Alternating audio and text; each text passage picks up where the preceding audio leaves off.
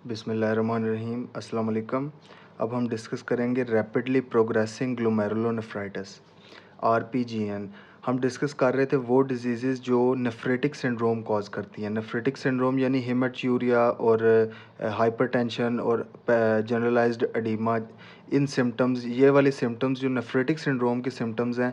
इससे पहले इससे पिछली वीडियो में हमने पोस्ट स्ट्रेप्टोकोकल ग्लोमेरुलोनेफ्राइटिस पढ़ा। अब देखते हैं रैपिडली प्रोग्रेसिंग ग्लोमेरुलोनेफ्राइटिस आरपीजीएन। इसको क्रिसेंटिक ग्लोमेरुलोनेफ्राइटिस भी कहते हैं। ये मैं आपको भी आगे चल के बताऊंगा कि इसको क्रिसेंटिक क्यों कहते हैं। तो देख लेते हैं इसमें बेसिक हिस्टोलॉजी के ग्लोमेरुलस के स्ट्रक्चर में क्या क्या चेंजेस आ रहे हैं।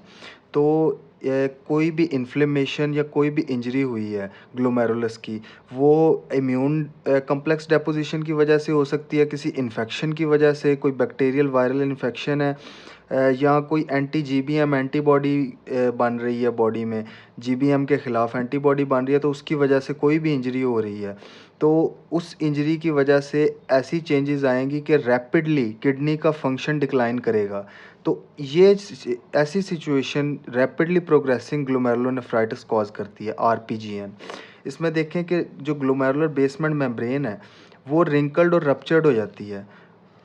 जीबीएम रप्चर क्यों हो रही है? क्योंकि एंटी जीबीएम एंटीबॉडीज़, जीबीएम में जो जीबीएम के ख़िलाफ़ अब हमारा ही इम्यून सिस्टम एंटीबॉडीज़ बनाई जा रहा है। हमारा इम्यून सिस्टम हमारे टिश्यूज़ को ख़राब कर रहा है, तो इस वजह से रप्चर हो गई है जीबीएम। और दूसरा जो सबसे स्ट्राइकिंग फ़ीचर है आरपीजीएन का, कि ये जो पैराइटल एपिथेलियल सेल्स होते हैं, ये वाले जो सेल्स जिन्होंने बोमेंस कैप्सूल को लाइन किया होता है, इनकी प्रोलिफरेशन शुरू हो जाती है। ये देखें, अब ये ग्रीन सेल्स आहिस्ता आहिस्ता इतने प्रोलिफरेट कर गए हैं कि सारे बोमेंस कैप्सूल को इन्होंने कवर कर लिया है। तो इन्होंने ये जब कवर प्रोलिफरेट करके सारे बोमेंस कैप्सूल को कवर कर लेंगे, तो इन्होंने एक ऐसी सी ना क्रेसेंट की शेप बना ली है। इस वजह से इस ग्लोमेरुलोनेफ्राइटिस को क्रिसेंटिक ग्लोमेरुलोनेफ्राइटिस भी कहते हैं, क्योंकि ये क्रेसेंट की फॉर्म बना लेता है। बोमेंस कैप्सूल में जो प्रोलिफ्रेशन हो रही है ना पैराइटल एपिथेलियल सेल्स की, उस वजह से क्रेसेंट बन जाता है। अब ये प्रोलिफ्रेशन हो क्यों रही है? कोई भी प्रॉब्लम आया ग्लोमेरुलस में, ग्लोमेरुलस इन्फ्लेम्ड हो गया, तो ब्लड में होते हैं प्लाज्मा प्रोटीन्स। एक स्पेसिफिक प्लाज्मा प्रोटीन होता है, उसको कहते हैं फाइब्रिन। अब प्रोटीन्स लीक करना शुरू कर देते हैं। फाइब्रिन जब लीक हो के आ जाएगा ये बोमेंस कैप्सूल में, तो फाइब्रिन अट्रैक्ट करेगा फाइब्रोब्लास्ट ग्रोथ फैक्टर को, एफजीएफ को। ठीक है, फाइब्रोब्लास्ट ग्रोथ फैक्टर बोमेंस कैप्सूल में आ जाएगा। ये फाइब्रोब्लास्ट ग्रोथ फैक्टर जो है ना, पैराइटल एपिथेलियल सेल्स को स्टिमुलेट करता है कि वो आगे प्रोलिफरेट करें, और फिर ये सारे ग्रीन कलर के जो सेल्स हैं ये प्रोलिफरेट होते हैं और फिर क्रेसेंट बनाते हैं। तो ये फाइब्रिन अट्रैक्ट करता है फाइब्रोब्लास्ट ग्रोथ फैक्टर को, जो आगे प्रोलिफरेशन करवाते हैं पैराइटल एपिथेलियल सेल्स की। ये इसमें बेसिक पैथोलॉजिक मैकेनिज्म हो रहा होता है। अब टाइप्स देख लेते हैं आरपीजीएन की। आरपीजीएन की 3 टाइप्स हैं। टाइप 1 होती है एंटी जीबीएम एंटीबॉडी की वजह से। ठीक है, मैंने आपको जब पीछे मैकेनिज़्म पढ़ाया था ये सारी ग्लोमेरुलर डिजीज़ का, उसमें बताया था कि एंटी जीबीएम एंटीबॉडी के साथ सिर्फ 2 डिजीज़ एसोसिएटेड हैं, या तो गुड पास्चर सिंड्रोम है या एंटी जीबीएम डिजीज़ है। गुड पास्चर सिंड्रोम एक टाइप 2 हाइपर सेंसिटिविटी है। टाइप 2 हाइपर सेंसिटिविटी में क्या होता है कि बॉडी का कोई अपना टिश्यू है, बॉडीज़ ओन टिश्यू, इसके ख़िलाफ़ बॉडी का इम्यून सिस्टम जो है ना वो एंटीबॉडीज़ बनाना शुरू कर देता है। तो इस तरह की hyper sensitivity, auto immune reaction को टाइप 2 हाइपर सेंसिटिविटी कहते हैं, कि बॉडी के अपने टिश्यू के ख़िलाफ़ ही कोई बॉडी का इम्यून सिस्टम एंटीबॉडीज़ बनाना शुरू कर दे। तो गुड पास्चर सिंड्रोम में क्या होता है कि टाइप 4 कोलाजन जो प्रेजेंट होता है बॉडी में, उसकी alpha 3 chain of type 4 collagen जो है ना, उसके ख़िलाफ़ एंटीबॉडीज़ बनना शुरू हो जाती हैं। इम्यून सिस्टम जो बॉडी का है वो टाइप 4 कोलाजन के ख़िलाफ़ एंटीबॉडीज़ बनाना शुरू कर देता है। अब ये टाइप 4 कोलाजन या तो ग्लोमेरुलर बेसमेंट मेम्ब्रेन जीबीएम में होता है, इसके अलावा लंग्स में भी होता है। तो इन दोनों ऑर्गन्स को इफ़ेक्ट करेगा गुड पास्चर सिंड्रोम में। लंग्स भी इफ़ेक्ट होंगे और जीबीएम भी इफ़ेक्ट होगी। तो अगर लंग्स इफ़ेक्ट होंगे तो हीमोप्टीसिस हो जाएगा, यानी कि ब्लड इन वॉमिटिंग। वॉमिटस में ब्लड आ जाएगा, खून की उल्टी आएगी, और जीबीएम यानी किडनी इफेक्ट होगी तो हीमेटूरिया होगा, ब्लड इन यूरिन। तो ये दोनों याद रखें। अगर किसी सिनारियो में वो आपको ऐसे दे देता है कि आप patient presents with haemoptysis and haematuria, तो आपने ये याद रखना है कि ये गुड पास्चर सिंड्रोम होगा, और ये एंटी जीबीएम एंटीबॉडीज़ बन रही होती हैं टाइप 4 कोलाजन के खिलाफ। ठीक है, इसके बाद ये दो डिजीज़ में प्रेजेंट होता है, गुड पास्चर सिंड्रोम और एंटी जीबीएम डिजीज़। इन दोनों डिजीज़ में फ़र्क ये है कि गुड पास्चर सिंड्रोम लंग्स को भी इन्वॉल्व करेगा, जब लंग्स और किडनीज़ दोनों को इन्वॉल्व करेगा, लेकिन एंटी जीबीएम डिजीज़ सिर्फ किडनीज़ को इफ़ेक्ट करेगी। ठीक है, ओनली किडनीज़। तो ये था टाइप 1 आरपीजीएन। अब देख लेते हैं कि टाइप 2 आरपीजीएन में कैसे पैथोलॉजिकल मैकेनिज़्म हो रहा होता है। टाइप 2 आरपीजीएन होता है इम्यून कम्प्लेक्स डेपोजिशन की वजह से, जो anti GBM type 1 anti GBM antibody की वजह से हो रहा था, ये इम्यून कॉम्प्लेक्स डेपोजिशन की वजह से हो रहा है। इन दोनों में फ़र्क क्या है कि उसमें बॉडी का अपना टिश्यू था टाइप 4 कोलाजन, जिसके खिलाफ एंटीबॉडी बन रही थी। इम्यून कॉम्प्लेक्स में बॉडी का अपना टिश्यू भी हो सकता है, या कोई बैक्टीरियल या वायरल एंटीजन भी हो सकता है जिसके खिलाफ एंटीबॉडीज़ बन रही हैं, और एंटीबॉडीज़ उस एंटीजन के साथ बाइंड करके इम्यून कम्प्लेक्सेस बना रही हैं, और फिर ये इम्यून कम्प्लेक्सेस जाके ग्लोमेरुलस में डिपॉजिट हो रहे होते हैं। ठीक है, तो टाइप 2 आरपीजीएन दो डिजीज़ में हो सकता है, या तो पीएसजीएन में पोस्ट स्ट्रेप्टोकोकल ग्लोमेरुलोनेफ्राइटिस, ये ग्रुप ए जो है ग्रुप ए स्ट्रेप्टोकोकस पायोजनीज यानी कि उसकी वजह से ये पीएसजीएन हो रहा है, या ये हो सकता है डिफ्यूज़ प्रोलिफरेटिव ग्लोमेरुलोनेफ्राइटिस में। इसमें डिफ्यूजली यानी कि पूरे के पूरे ग्लोमेरुलस के अंदर जो है वो इम्यून कॉम्प्लेक्स की डेपोजिशन हो रही है, किसी एक ग्लोमेरुलस में नहीं, पूरे के पूरे ग्लोमेरुलस में डिफ्यूज़। और ये डिफ्यूज़ प्रोलिफरेटिव ग्लोमेरुलोनेफ्राइटिस जो है ये मोस्ट कॉमन रीनल डिजीज़ है एसएलई के अंदर, सिस्टेमिक लूपस एरिथमेटोसिस। ये एक ऑटो इम्यून डिजीज़ होती है, इसमें किडनीज़ भी इफेक्ट होती हैं। तो किडनीज़ में जो मैनिफेस्टेशन शो होती हैं एसएलई में, वो ये होती है डिफ्यूज़ प्रोलिफरेटिव ग्लोमेरुलोनेफ्राइटिस। तो ये जो आरपीजीएन का टॉपिक हम डिस्कस कर रहे हैं, रैपिडली प्रोग्रेसिंग ग्लोमेरुलोनेफ्राइटिस, ये एक स्पेसिफिक खुद डिजीज़ नहीं है, बल्कि ये एज अ सिम्टम आ रही होती है। टाइप 1 आरपीजीएन में पढ़ा कि गुड पास्चर सिंड्रोम की वजह से आरपीजीएन हो जाएगा। टाइप 2 आरपीजीएन किस वजह से, पीएसजीएन या डिफ्यूज प्रोलिफरेटिव ग्लोमेरुलोनेफ्राइटिस की वजह से हो जाएगा। अब टाइप 3 आरपीजीएन देखते हैं, इसको कहते हैं posse immune type. Posse immune का क्या मतलब है कि इम्यून कॉम्प्लेक्सेस या तो बिल्कुल भी नहीं है, नो इम्यून कॉम्प्लेक्सेस, या बहुत ही थोड़े हैं। तो ये इम्यून कॉम्प्लेक्स एसोसिएटेड नहीं होती।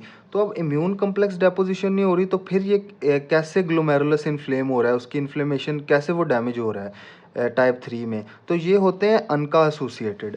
अनका कहते हैं एंटी न्यूट्रोफिलिक साइटोप्लाज्मिक एंटीबॉडीज़। ठीक है, तो ये जो बॉडी में एक वाइट ब्लड सेल की टाइप है न्यूट्रोफिल्स। तो न्यूट्रोफिल्स के ख़िलाफ़ जो है ना एंटीबॉडीज़ बनना शुरू हो जाती हैं बॉडी के अंदर।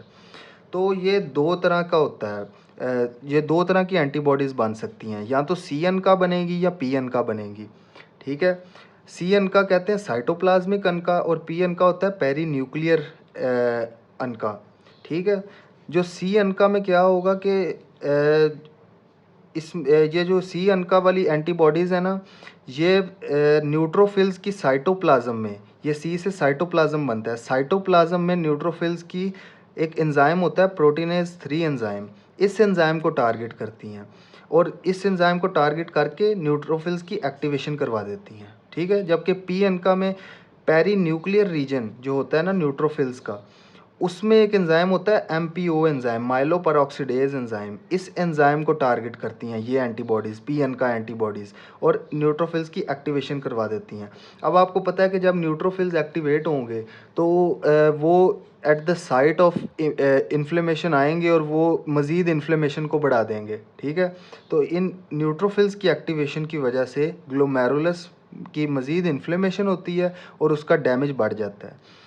अब टाइप 3 आरपीजीएन कैसे प्रेजेंट, कौन कौन सी डिजीज़ में प्रेजेंट कर सकती है, तो ये अकेली नहीं होती, यूजुअली एसोसिएटेड होती है वस्कुलाइटिस, बहुत सी ऐसी बीमारियां जो वस्कुलाइटिस कॉज करती हैं, जैसे कि वेजनर्स ग्रैनुलोमाटोसिस, ये सी अनका एसोसिएटेड है, यानी कि साइटोप्लाज्मिक अनका, इसमें प्रोटीनेज 3 एंजाइम टारगेट होकर न्यूट्रोफिल्स की एक्टिवेशन हो रही है।